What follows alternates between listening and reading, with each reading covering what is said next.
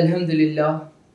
للہ رب العالمین، الصلاۃ والسلام علی رسولہ الامین وعلی آلہ وصحبہ اجمعین الی یوم الدین، اما بعد۔ اعوذ باللہ من الشیطان الرجیم، بسم اللہ الرحمن الرحیم۔ قل ان کنتم تحبون اللہ فاتبعونی یحببکم اللہ ویغفر لکم ذنوبکم واللہ غفور الرحیم، صدق اللہ العلی العظیم۔ معزز سامعین و ناظرین، السلام علیکم ورحمۃ اللہ وبرکاتہ۔ اللہ کے رسول صلی اللہ علیہ وسلم کی زندگی کا ایک مومن کی زندگی میں بہت بڑا مقام ہوتا ہے۔ بہت بڑے سے آگے بڑھ کر یہ بات کہی جائے تو غلط نہ ہوگا کہ اللہ کے بعد اگر کسی کا مقام ہے تو وہ اللہ کے رسول صلی اللہ علیہ وسلم کا ہے، اور کوئی شخص اس وقت تک مومن نہیں ہو سکتا، ایمان والا نہیں ہو سکتا، جب تک کہ وہ کائنات کی ہر شے سے زیادہ اللہ اور اس کے رسول سے محبت نہ کرنے لگ جائے۔ یہ انسان کے مومن ہونے کی دلیل ہے، ایمان والا ہونے کی دلیل ہے۔ اور آپ دیکھتے ہیں کہ آج کے اس دور میں بھی جہاں مسلمان مختلف قسم کی اخلاقی برائیوں کا شکار ہے، کمزوریوں کا شکار ہے، بے عملیوں کا شکار ہے، ایک ایسے دور میں بھی یہ محسوس ہوتا ہے کہ مومن اور مسلمان مختلف گناہوں میں مبتلا ضرور ہے، لیکن اس کے باوجود بھی کوئی شخص اللہ تعالیٰ کے رسول صلی اللہ علیہ وسلم سے محبت سے محروم نہیں ہے۔ ہمارے چھوٹے ہوں، ہمارے بڑے ہوں، ہماری عورتیں ہوں، ہمارے مرد ہوں، ہمارے باعمل مسلمان ہوں یا بے عمل یا کم عمل کرنے والے مسلمان ہوں، ہر شخص اللہ کے رسول صلی اللہ علیہ وسلم سے محبت رکھتا ہے۔ یہ اللہ تعالیٰ کی نعمت ہے، اللہ تعالیٰ کی توفیق ہے، اس پر ہم کو اللہ کا شکر بھی ادا کرنا چاہیے۔ تو آپ دیکھیں گے کہ رسول اللہ صلی اللہ علیہ وسلم سے محبت ایمان کا ایک ایسا فطری حصہ ہے جس کو ایسا محسوس ہوتا ہے کہ اللہ تعالیٰ نے ہر ایمان والے کو عطا کیا ہے، اور یہ بہت ہی یونیک چیز ہے جو ہمیں حاصل ہے، اور اس پر ہم کو اللہ کا شکر بھی ادا کرنا چاہیے۔ اور یقیناً رسول اللہ صلی اللہ علیہ وسلم کی ذات بربابرکت تھی بھی ایسی کہ ان سے شدید محبت کی جائے۔ ایک ایسی ذات جس نے مکمل زندگی اس طریقے سے گزاری کہ وہ مثالی زندگی تھی، ایک ایسی زندگی جو تمام عالم کے لیے رحمت تھی، ایک ایسی زندگی جس کے بارے میں خود اللہ کے تعالیٰ فرماتا ہے کہ وَمَا أَرْسَلْنَاكَ إِلَّا رَحْمَةً لِّلْعَالَمِينَ، کہ اے نبی صلی اللہ علیہ وسلم، ہم نے آپ کو تمام عالم کے لیے رحمت بنا کر بھیجا۔ اور آپ اگر اللہ کے رسول صلی اللہ علیہ وسلم کی زندگی پر نظر ڈالیں، آپ کی باتوں پر نظر ڈالیں، آپ کی سوچ پر نظر ڈالیں، آپ کی فکر پر نظر ڈالیں، آپ کی تگدود پر نظر ڈالیں، تو یہ محسوس ہوتا ہے کہ نبی پاک کی ذات سر تاپا رحمت ہی رحمت تھی۔ آپ سوچتے تھے تو لوگوں کے لیے ایک رحیم کی نظر سے سوچتے تھے، آپ کی تگدود ہوتی تھی تو اس لیے ہوتی تھی کہ لوگ اللہ تعالیٰ کی رحمت کے سائے میں آ جائیں۔ آپ کا چلنا پھرنا، اٹھنا بیٹھنا، سونا جاگنا، رونا ہنسنا، مسکرانا، جنگ کرنا، تجارت کرنا، مال خرچ کرنا، شادی بیاہ کرنا، آپ دیکھیں گے کہ اللہ کے رسول کا ہر عمل بے غرضی کے ساتھ تھا۔ کوئی چیز اللہ کے رسول صلی اللہ علیہ وسلم نے اپنی ذات کے لیے نہیں کی، بلکہ جو چیز بھی آپ نے کی وہ اللہ کی محبت میں کی، اللہ کی رضا کے لیے کی، اور اللہ کے بندوں کو اللہ سے قریب کرنے کے لیے کی۔ تو اتنی بابرکت ذات رسول اللہ صلی اللہ علیہ وسلم کی رہی، اور بے پناہ احسانات اللہ کے رسول کے مجھ پر، آپ پر، اور تمام انسانیت پر ہے۔ ان لوگوں پر بھی ہے جو ان کو نبی مانتے ہیں، ان لوگوں پر بھی ہے جو ان کو نبی نہیں مانتے ہیں، ان لوگوں پر بھی ہے جو ان سے محبت کرتے ہیں، اور ان لوگوں پر بھی ہے جو پروپیگنڈے کے نتیجے میں، جہالت کے نتیجے میں ان سے نفرت کرتے ہیں۔ ان لوگوں پر بھی بے انتہا احسانات ہیں جو ان کی عزت کرتے ہیں، اور ان لوگوں پر بھی ہے جو اپنی نادانیوں سے جو ہے وہ اللہ کے رسول کو بے عزت کرنے کی اور اللہ کے رسول کی کا مذاق اڑانے کی کوشش کرتے ہیں۔ تو آپ دیکھیں گے کہ اتنی بابرکت ذات ہے، اور یہ وہ ذات ہے جس پر ایمان، جس سے تعلق ہمارے ایمان کی بنیاد ہے۔ اگر غلطی سے بھی کسی انسان کو اللہ کے رسول سے نفرت ہو جائے، یا اللہ کے رسول کی کسی بات کو وہ غلط سمجھنے لگ جائے، یا اللہ کے رسول سے اس کے تعلق میں کمزوری آ جائے، تو اس کو سمجھ جانا چاہیے کہ اب ایمان کا خاتمہ ہو چکا ہے۔ تو اس حوالے سے اللہ کے رسول سے تعلق، اللہ کے رسول سے محبت انتہائی کلیدی ہے، انتہائی اہم ہے، اور ہم سمجھتے ہیں کہ ہم اور آپ یقیناً اللہ کے رسول سے محبت کرتے ہیں۔ لیکن دوستو، یہاں جو بات ہم آپ سے کہنا چاہتے ہیں وہ یہ ہے کہ اللہ تعالیٰ نے اس محبت کے تقاضے کے طور پر اطاعت کو پیش کیا ہے۔ جو آیت ہم نے آپ کے سامنے سورہ آل عمران کی آیت نمبر 31 پڑھی ہے، اس میں اللہ تعالیٰ یہ فرماتا ہے کہ کہیے، اللہ کے رسول صلی اللہ علیہ وسلم سے کہتا ہے کہ ان سے کہیے کہ اگر تم اللہ سے محبت کرتے ہو تو میری اطاعت کرو۔ یعنی کہ اگر آپ اللہ سے محبت کرتے ہیں، اللہ کے رسول سے محبت کرتے ہیں، تو اس کا لازمی تقاضا یہ ہے کہ ان کی اطاعت کی جائے، ان کی بات مانی جائے، ان کو فالو کیا جائے، ہر حکم پر سر تسلیم خم کیا جائے، ہر حلال چیز کو حلال کی حیثیت سے قبول کیا جائے،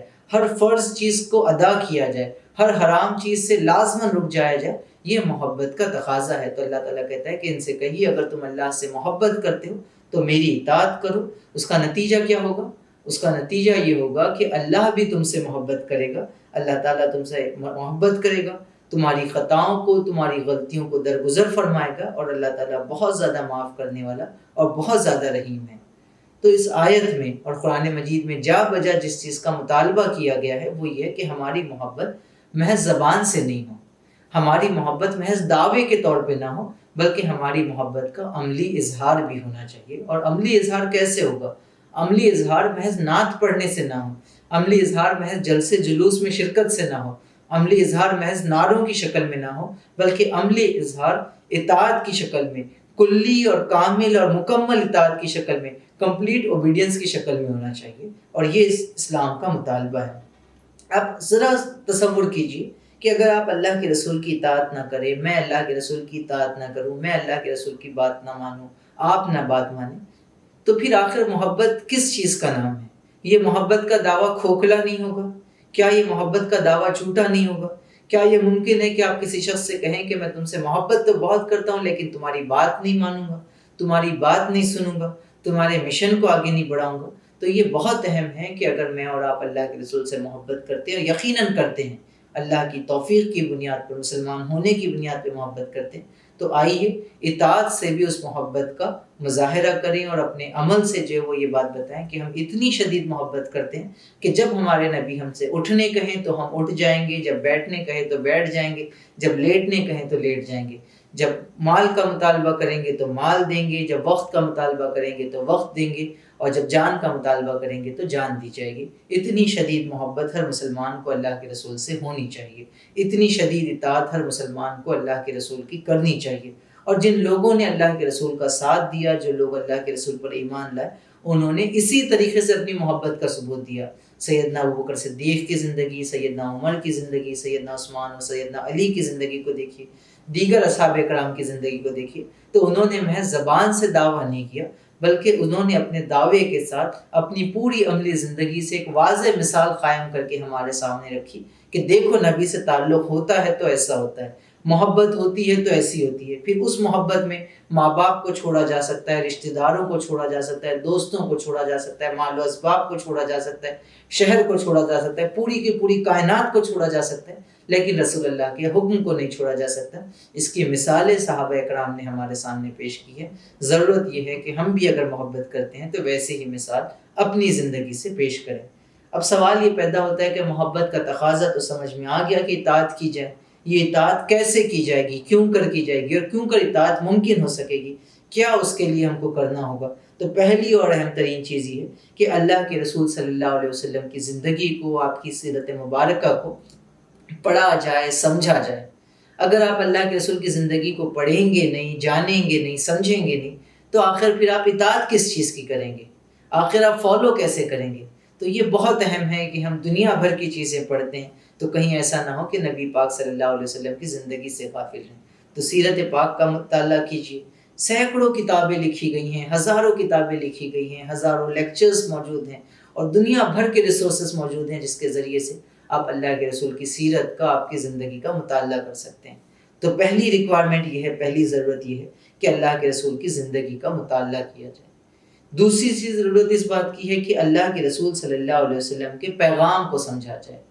یعنی کہ زندگی کا مکمل مطالعہ تو ہو ہی، اور اس پوری زندگی کے ذریعے سے اللہ کے رسول کیا میسیج دینا چاہتے ہیں، کیا پیغام دینا چاہتے ہیں۔ یہ جو اللہ کے رسول ایک ایک شخص کے پاس 70 دفعہ جایا کرتے تھے تو کیا پیغام لے کر جاتے تھے؟ یہ جو طائف میں جا کر پتھر کھائے تو کس پیغام کو پہنچانے کے لیے پتھر کھائے؟ یہ جو اپنے گھر والوں کو چھوڑا اور مکہ کو چھوڑا تو کس پیغام کے لیے چھوڑا؟ یہ جو شیب ابی طالب میں محصور ہو گئے تو کس پیغام کے لیے محصور ہو گئے؟ یہ جو بدر اور احد کا مرحلہ پیش آیا اور اپنے دانت تک قربان کر دیے تو کس لیے کر دیے؟ یہ اللہ کے رسول نے اپنے نواسوں کو جو قربان کر دیا تو کس کاز کے لیے قربان کر دیا؟ تو دوسری اہم چیز یہ ہے کہ جہاں مکمل زندگی کو پڑھا جائے وہیں پیغام کو اور مشن کو اور مقصد کو رسول اللہ صلی اللہ علیہ وسلم کے گہرائی کے ساتھ سمجھا جائے اور اس کو اپنے دلوں میں بسایا جائے۔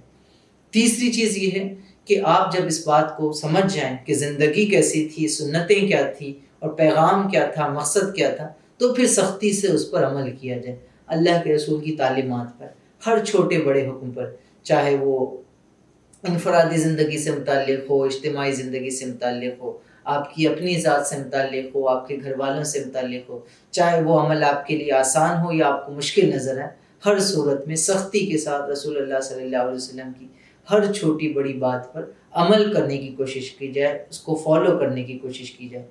چوتھی چیز یہ کہ رسول اللہ صلی اللہ علیہ وسلم اس پیغام کو لے کر آئے تھے جو اللہ تعالیٰ کی طرف سے انہیں دیا گیا تھا، اور اس پیغام کو انہوں نے ایک ایک شخص تک پہنچانے کی کوشش کی، اور ہمارے اب خود تو یہ کام کیا ہی، اور آگے بڑھ کر ہم کو بھی اس بات کی ذمہ داری دی کہ بلغوا عنی ولو آیا، کہ اگر تم تک ایک آیت بھی پہنچی ہے تو اسے 200 تک پہنچا دو۔ تو اطاعت کا، محبت کا چوتھا بڑا تقاضا یہ ہے کہ ہم اللہ کے رسول کی زندگی کو، آپ کے پیغام کو، آپ کے مشن کو لے کر آگے بڑھیں اور تمام انسانوں تک اللہ کے رسول کی سیرت پہنچائے۔ جو لوگ نفرت کر رہے ہیں اللہ کے رسول سے، ان کو بھی بتایا جائے کہ تم آپ صلی اللہ علیہ وسلم سے نفرت اس لیے کر رہے ہو کیونکہ تم سمجھتے ہو کہ وہ مسلمانوں کے نبی ہے، لیکن وہ تو مسلمانوں کے نبی ہے ہی نہیں، وہ تو وما ارسلناک الا رحمۃ للعالمین، وہ تو تمام عالم کے لیے رحمت تھے، وہ تو تمہارے لیے بھی رحمت تھے۔ آج تم اپنی زبان سے ان کے لیے ناجائز الفاظ کا استعمال کر رہے ہو، برے الفاظ کا استعمال کر رہے ہو، لیکن یہ تو وہ نبی تھے جو راتوں میں اٹھ کر تمہارے لیے بھی رویا کرتے تھے، تمہارے لیے بھی دعا کیا کرتے تھے۔